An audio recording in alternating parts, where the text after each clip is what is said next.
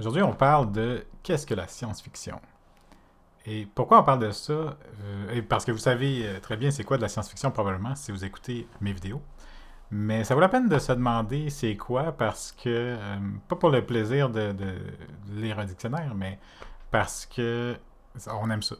Donc, si on aime ça, on se demande c'est quoi, comme ça on va pouvoir trouver d'autres affaires qui sont semblables à ça et qu'on va peut-être pouvoir aimer. Hein? Et aussi, ça vaut la peine de se demander collectivement, de se demander en tant que culture, là, c'est quoi, qu'est-ce qu'on produit et pourquoi qu'on le produit. T'sais. Donc, c'est le genre de vidéo que je vais peut-être commencer à faire là, sur la chaîne là, pour plus, comme je disais, là, théorie littéraire, tout ça. Donc, on rentre là-dedans. Let's go. Fait qu'on peut commencer par les définitions. Là, vous allez voir que c'est intéressant comment ça varie beaucoup. Là, j'ai Wikipédia. Si on y va simplement, Wikipédia. La science-fiction consiste à raconter des fictions reposant sur des progrès scientifiques et techniques obtenus dans un futur plus ou moins lointain, parfois dans un passé fictif ou dans un univers parallèle au nôtre, où des progrès sont physiquement impossibles, du moins en l'état actuel de nos connaissances. Euh, c'est donc c'est si vous trouvez que ça dit pas grand-chose, vous avez raison. Parce que la science-fiction, ça couvre pas mal large. Hein. Sinon, on a aussi les définitions, là, si on regarde, là, si on cherche sur Internet, on trouve des définitions aussi tautologiques et inutiles que celle de Norman Spinrad qui dit la science-fiction, c'est tout ce qui se publie sous ce label. Et sinon, on a aussi des définitions très dictionnaires, là, comme l'Encyclopédie Britannica, qui dit c'est une forme de fiction qui s'est développée au 20e siècle et traite principalement de l'impact de la science, réelle ou imaginée, sur la société ou les individus. Le terme est plus généralement utilisé en référence à la fantaisie littéraire qui inclut un facteur scientifique comme composant essentiel. C'est déjà plus proche de quelque chose, mais encore là, c'est pas vraiment vrai, puis c'est pas vraiment l'essence du truc nécessairement. Euh, on- Dans le sens que, tu sais, ça dit, ben, ça s'est développé au 20e siècle. Ben, oui, de façon moderne, mais il y a toute une histoire derrière ça, tu sais. Il y a toute une tradition, là, très, très, très, beaucoup plus ancienne que le 20e siècle. Donc, on peut se demander, ben, pourquoi on n'arrive pas, puis je pourrais vous en sortir 20, là, tu sais, des définitions aussi variées. Il y a autant de définitions que de gens qui la définissent, là. Fait que pourquoi c'est comme ça? Ben parce que c'est un genre, tout simplement. Tous les genres sont flous. Tous les genres n'ont pas de limites précises. Tous les genres comment dire, se croisent avec d'autres genres. Et puis, il y a des éléments qui sont un peu la quintessence du genre, puis il y a des éléments qui sont un peu exclus du genre. Donc, c'est un genre littéraire ou cinématographique, c'est un langage. Hein? Donc, un langage, c'est pas tout ou rien. Puis de la même façon, la science-fiction, ben, c'est pas tout ou rien. Donc on pourrait se dire, soit c'est un spectre, ou c'est une culture, ou c'est un langage, c'est une sorte de compréhension commune des limites de ce qu'on a le droit de faire, un petit peu, tu sais, de ce qu'on peut faire. Et tout en conservant l'attention peut-être du lecteur ou la, la crédibilité du récit, etc. Donc, c'est ça. C'est pas tout ou rien. Donc, tant qu'à se dire c'est flou et tout ça, ben on va regarder ensemble c'est quoi les thèmes, c'est quoi les sous-genres, c'est quoi les problématiques, etc., etc. Mais commençons par l'histoire ici. J'ai écrit ici d'aujourd'hui à hier parce que je trouve ça drôle de remonter à reculons parce que c'est une histoire qui est essentiellement qui remonte jusqu'à la nuit des temps. Là. Donc, on sait c'est quoi la science-fiction moderne. On sait qu'on a genre Arrival, réalisé par Denis Villeneuve. On a la sériculture de Ian Banks. Donc, tout ce qui est sériculture, la culture series, là, c'est super, super connu. On a genre Dune de Frank Herbert. On a Demain les chiens de Ray Bradbury. Ça, c'est City en anglais.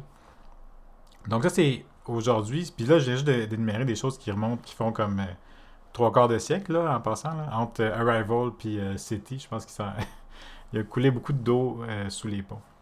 Mais avant ça, ben, on se demande, OK, quand est-ce que ça commence la science-fiction moderne? Ben là, on parle de Frankenstein. Souvent, j'ai vu énormément de gens qui disent, là, ça, c'est la limite.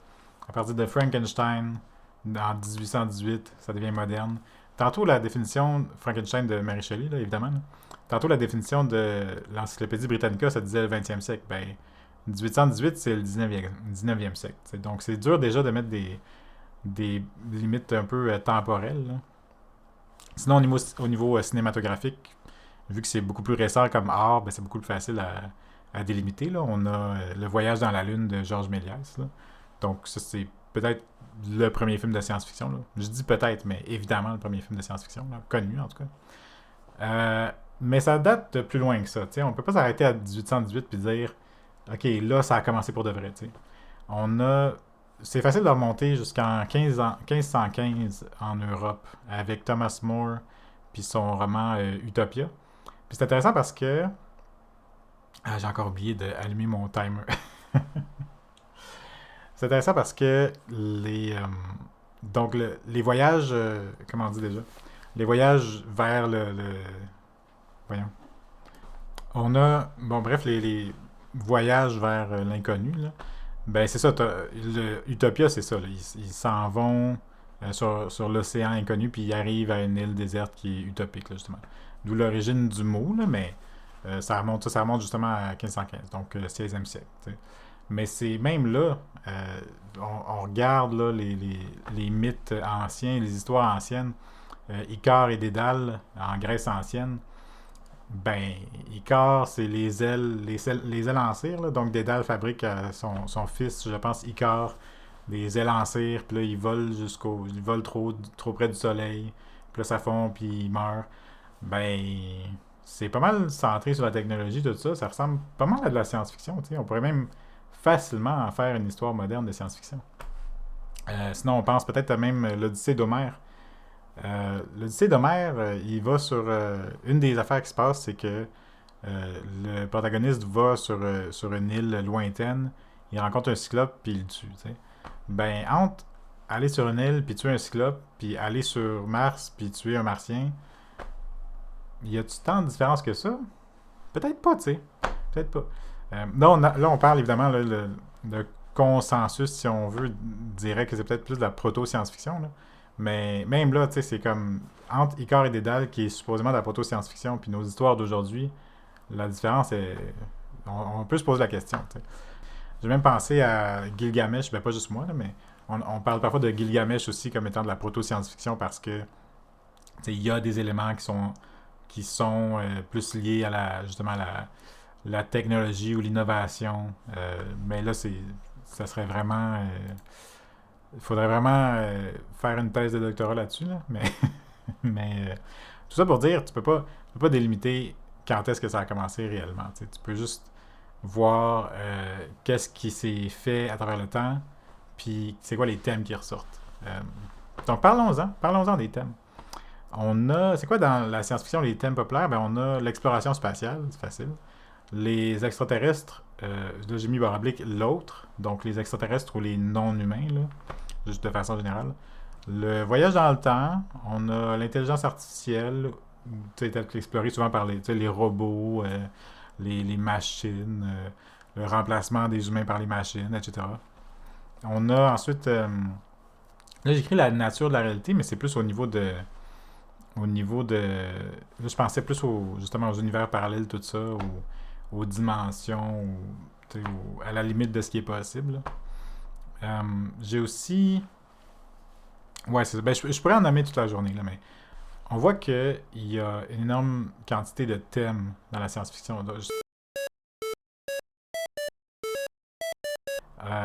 Vous allez voir que c'est vraiment très varié, en fait, comme genre. Fait que je pense que ce qui définit les genres de la science-fiction et surtout les sous-genres de la science-fiction, c'est moins les thèmes peut-être que leur rapport de l'humain à ces thèmes-là. T'sais. Puis donc le rapport de l'humain à la technologie, à l'innovation et donc son rapport à lui-même, sa nature peut-être profonde. T'sais. Puis chaque œuvre de science-fiction est d'une certaine façon une œuvre sur la nature humaine, souvent. Ou tu sais, dans l'échelle de c'est-tu de la science-fiction ou c'en est pas. Là. En général, plus que l'œuvre parle de l'humain en général, plus que c'est probable l'œuvre de fiction, on s'entend. Là. plus que c'est probable que ce soit de la science-fiction, tu sais. Parce que les histoires, justement, les histoires d'amour, les histoires politiques, oui, peut-être des fois, mais il y a vraiment juste la science-fiction pour se demander, ben, si un être humain, je mets la moitié de ses gènes, des gènes de mouton, ben, c'est-tu encore un humain? Euh, ben, c'est ça, là, c'est la nature de l'humain. T'sais. Fait que c'est ça. Il y a aussi. Ensuite, on s'est demandé un petit peu. Bon, là, j'ai vu les thèmes, mais on peut voir plus les sous-genres, justement. Fait qu'un peu le quoi, puis peut-être le comment, là, sans vouloir essayer de mettre trop de logique dans mon vidéo. Les sous-genres, c'est.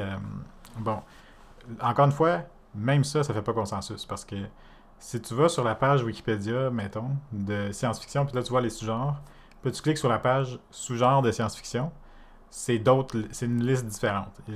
Évidemment, si tu vas en anglais, ça va avoir encore une liste différente. Donc, on voit que c'est pas la passion des gens qui font de la science-fiction, c'est pas de s'inscrire dans un genre spécifique.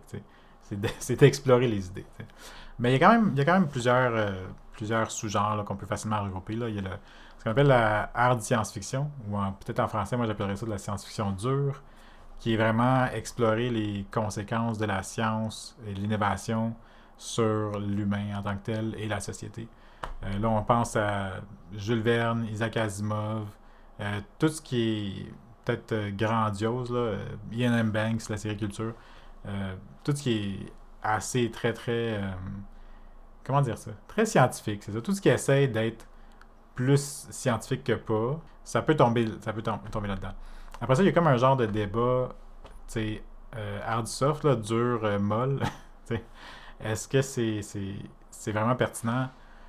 Je sais pas. Je pense qu'on peut facilement savoir, on peut facilement se dire, si on se prend la peine d'y penser, qu'une œuvre s'inscrit plus dans la science-fiction dure ou pas, mais c'est comme c'est pas un gage de qualité, là. C'est comme la crème glacée. Il y en a qui l'aiment dure, il y en a qui l'aiment molle, puis il y en a pas une qui est intrinsèquement meilleure que l'autre. Ni même par une journée d'été ou une autre, ça peut être. On peut avoir des préférences différentes. T'sais. Donc, bref, on a la hard science-fiction, on a le voyage dans le temps, c'est comme la machine à explorer le temps de H.G. Wells, par exemple. On a Primer, on a Looper, on a. Donc, le nombre d'histoires qui portent sur le voyage dans le temps est assez. Je cherchais un jeu de mots là, infini, là, c'est ça. C'est une boucle qu'on ne peut boucler. Donc, beaucoup d'histoires de voyage dans le temps, du cyberpunk. On pense à Johnny Mnemonic de William Gibson, ou son adaptation largement inférieure au cinéma. De ce qu'on m'a dit, je l'ai pas lu. J'ai pas lu, mais j'ai vu Keanu Reeves au cinéma. Et puis, j'ai pas réussi à le finir quand j'ai réessayé de l'écouter. Mais bref, Cyberpunk qui est une société où est-ce que. C'est le genre de société où est-ce que la technologie est partout, où est-ce que tous les humains sont ultra technologisés, puis il y a comme une. C'est comme une dystopie technologique juste assez fonctionnelle pour pas qu'on dise que c'est juste de la dystopie. C'est une dystopie, mais où est-ce que tout le monde a accès à la techno. Puis là, je dis dystopie, il y a peut-être des romans d'utopie cyberpunk, mais juste le fait d'être punk, tu sais, t'es déjà dans le concept plus dark, là, plus dystopie. Là. Ensuite, on a les space opéras. On a Star Trek, on a Stargate. Ça, c'est. Je m'en vais dans l'espace, puis il se passe quelque chose à chaque épisode. Là. Ça se fait aussi sous forme littéraire, évidemment, là, mais il n'y en a pas qui me viennent.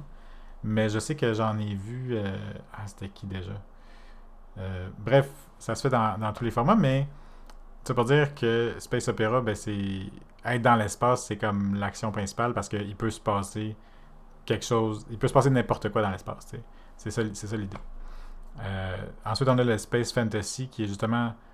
Le mot fantasy nous rapproche plus justement du fantasy, là, mais là, je pense à Star Wars qui est l'exemple premier là, de. Il y a de la technologie, mais c'est pas ça l'idée tant de l'histoire. Sur l'échelle de c'est-tu de la science-fiction ou pas, moi j'ai tendance à. Space Fantasy, là, j'ai vraiment tendance à mettre ça très bas sur l'échelle de c'en est-tu. C'est des super bons films, là, genre Star Wars. Là.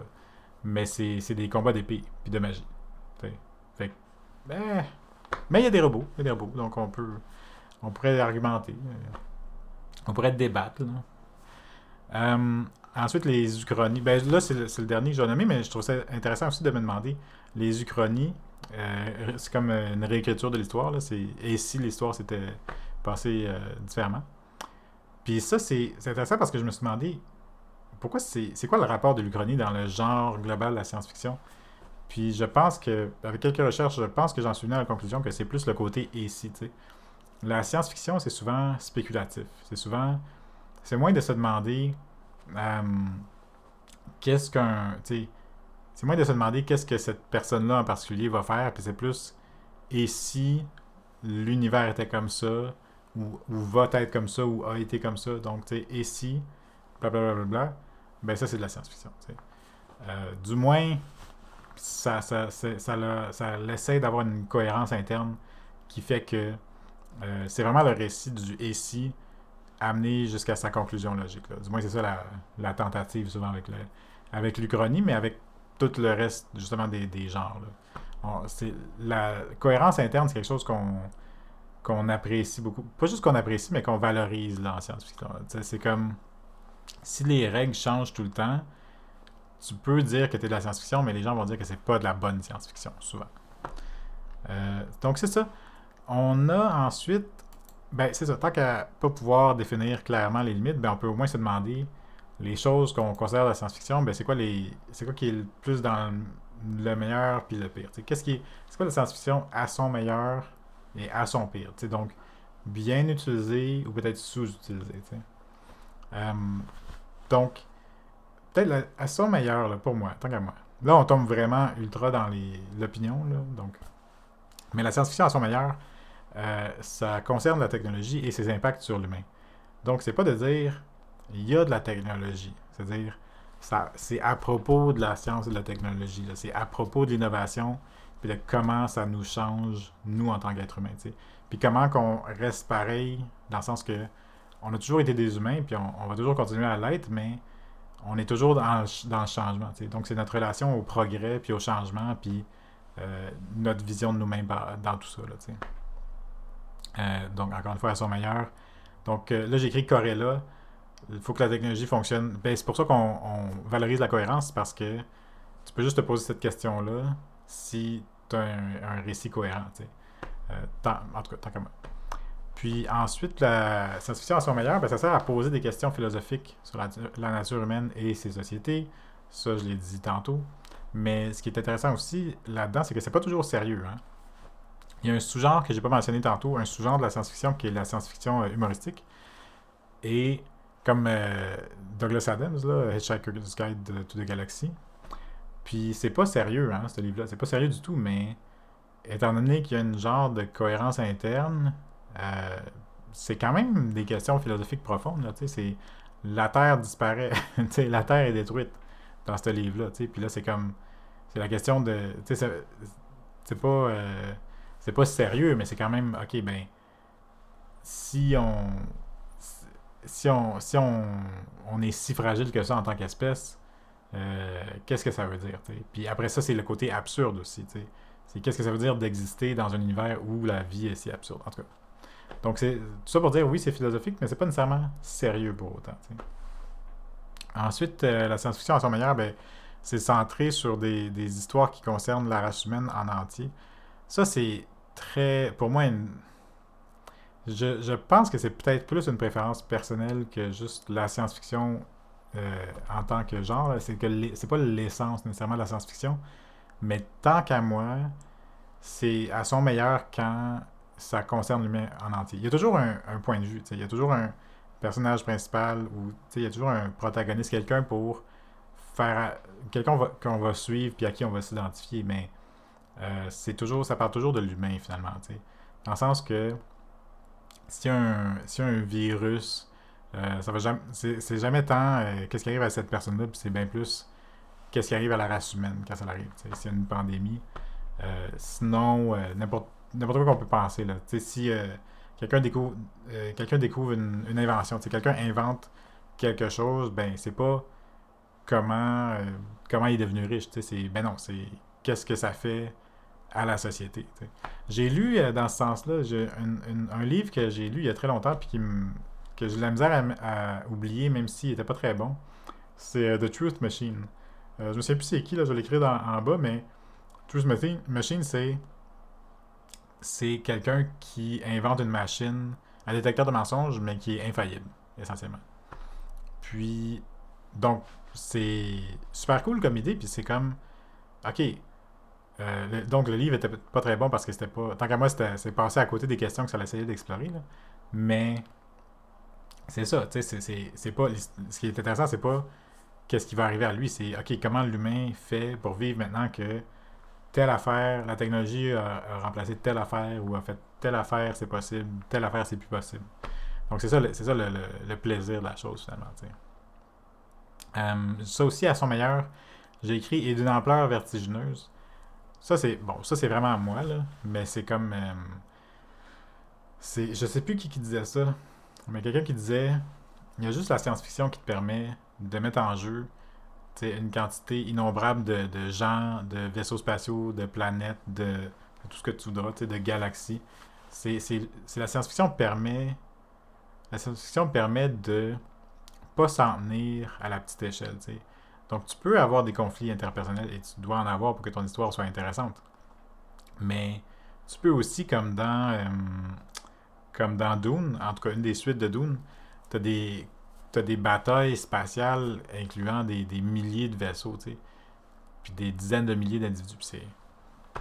C'est super cool, puis il y a juste la science-fiction qui permet ça, tant qu'à moi, tu sais. Peut-être peut-être la fantasy, mais... Euh, bon. Il y a un lien aussi entre les deux, mais je vais garder ça pour une autre vidéo. Donc, à son meilleur, ben, là, je préfère un best-of ici. J'ai fait une liste. Je vais peut-être l'afficher à l'écran, là.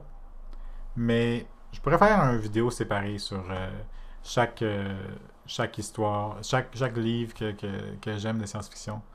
Pourquoi c'est la science-fiction utilisée à son meilleur. En fait, c'est probablement ça que je vais faire dans mes vidéos On jase, là. C'est.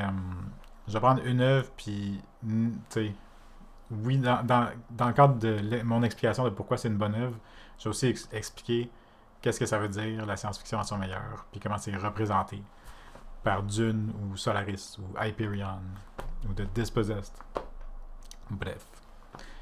Donc, ben, c'est ça. Si on a de la science-fiction bien utilisée, on a aussi de la science-fiction sous-utilisée en tant que genre. Parce que c'est ça. Moi, je peux pas dire que quelque chose n'est pas de la science-fiction. Mais si un auteur dit voici mon œuvre, c'est de la science-fiction, ben moi je peux dire t'as pas utilisé les forces de la science-fiction. Puis même là, c'est pas toujours mauvais. Hein. Sous-utiliser, ça veut pas dire mauvais d'ailleurs. Moi je pense à j'écris Everything Everywhere All at Once. C'est un super bon film. Il a gagné un Golden Globe ou je sais pas, les Oscars sont pas encore sortis, là, mais le côté science-fiction est pratiquement inutile dans ce film-là. ça pourrait ça pourrait juste être de la magie, là, c'est ça. Fait que, en tout cas, ça vaut la peine juste de rappeler que le fait d'être ou pas de la science-fiction, c'est pas ça qui veut dire que c'est ou pas une bonne œuvre, là, un bon film, un bon livre.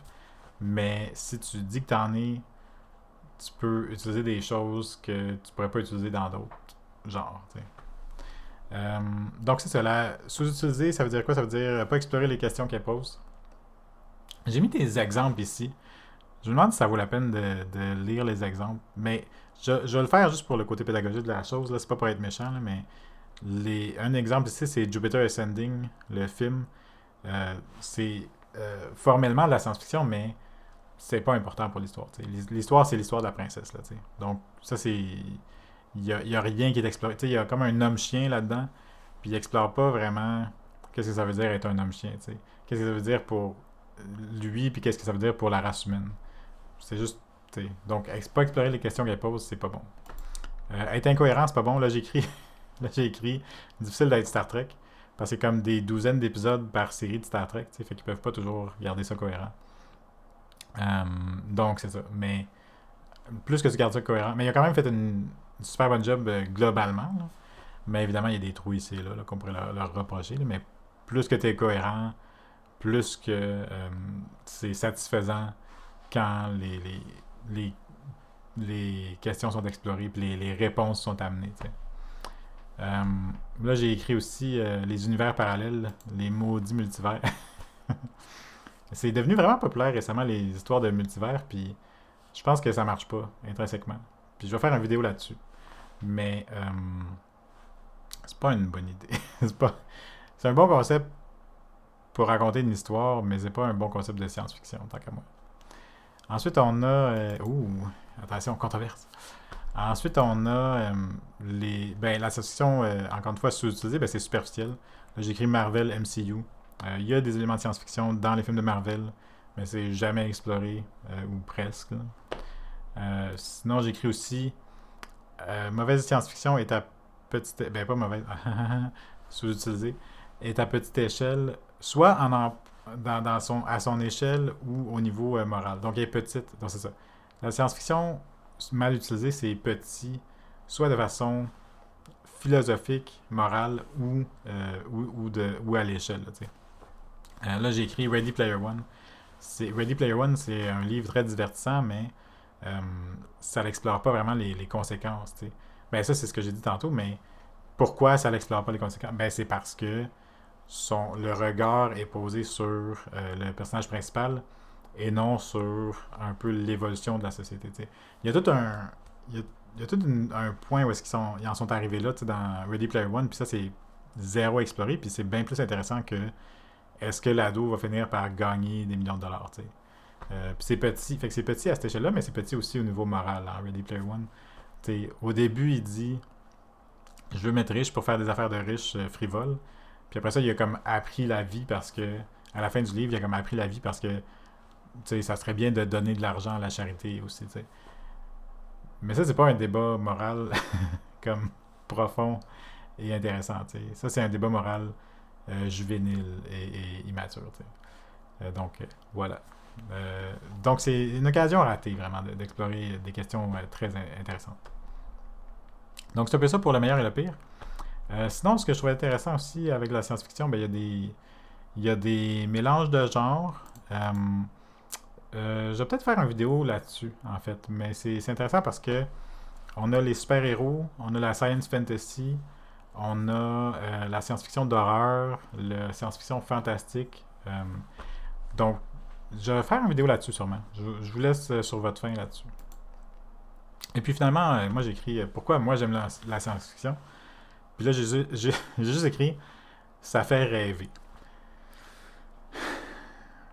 La science-fiction, pour moi, c'est le genre qui fait le plus rêver. C'est sûr que la science-fiction est souvent associée à la fantasy parce que c'est deux littératures de l'imaginaire, justement, deux façons de rêver. Mais pour moi, la science-fiction, ça fait rêver d'une façon positive. C'est pas juste une façon de s'échapper. C'est aussi une façon de dire, d'avoir foi en l'humain, puis de se dire, on peut faire ces affaires-là. Puis on est assez grand en tant que société, en tant que espèce, on est assez mature pour que on puisse faire ces affaires-là. Soit on l'est maintenant, ou on va l'être un jour. Ou on aurait pu l'être, ça c'est l'Uchronie. Mais c'est ça, ça fait rêver dans le sens que, d'une certaine façon, c'est une exploration des possibles. Puis les possibles, ben c'est l'espoir. Puis l'espoir, ben ça fait rêver. C'est ça. Fait que c'est pour ça que moi j'aime ça. C'est pour ça que moi je lis ça. Puis d'habitude, quand je vais recommander de la science-fiction, c'est ceux qui m'ont plus fait rêver. Puis qui m'ont plus fait réfléchir, puis qui m'ont plus fait demander coudon, un jour ça va être vrai, ou un jour ça pourrait être vrai. Fait que c'est ça. Merci de votre écoute. J'ai créé récemment un Patreon, donc si vous voulez m'encourager, n'hésitez pas d'aller là-dessus. J'ai créé aussi une communauté Reddit qui s'appelle Science Fiction Québec. Je vais mettre le lien là, dans la description, mais si vous voulez parler, c'est pas ma communauté, là, c'est juste une communauté pour parler de science-fiction au Québec, ou du Québec, ou en québécois. Donc voilà, fait que allez voir ça, puis vraiment merci de votre écoute, puis je vous dis, cette fois-ci, je vous dis pour de vrai, à la semaine prochaine.